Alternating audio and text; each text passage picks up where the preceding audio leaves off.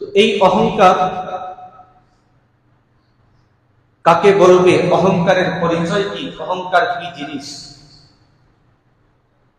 তার পরিচয়ের মধ্যেও আমাদের বিভিন্ন জনের বিভিন্ন ধরনের ধারণা রয়েছে। অহংকার অমুক জিনিসকে বলবে, অহংকার ওই জিনিসটাকে বলবে।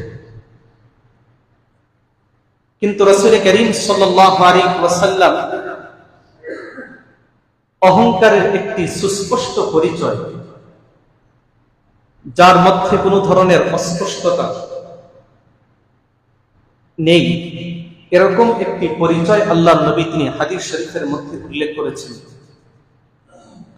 আল্লাহ নবী সাহাবায়ে কেরামের সামনে বলেছেন, অহংকার কাকে বলবে? আল কিবরু বাতরুল হাক্কি ওয়া গামতুন নাস। সহিহ মুসলিম শরীফের মধ্যে বর্ণিত, অহংকার হলো দুইটি জিনিসের নাম। এক হলো বাতরুল হক, সত্য বিষয়কে অস্বীকার করা, প্রতিহত করা, সত্য বিষয়কে বাধাগ্রস্ত করা। ওয়া গামতুন নাস, এবং মানুষকে তুচ্ছ তাচ্ছিল্য করা। যে ব্যক্তি সত্য অস্বীকার করবে, সত্য মেনে নিতে পারবে না, সত্য প্রচার করার ক্ষেত্রে বলতে যেই ব্যক্তি বাধা দিবে, তাকেও অহংকারী বলা হবে।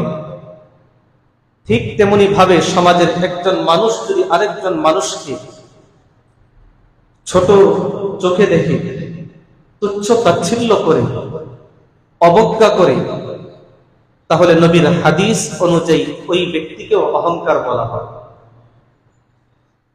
সত্য অস্বীকারী অহংকারী, মানুষকে অবজ্ঞাকারী, সেও নবীর হাদিস অনুযায়ী অহংকারী।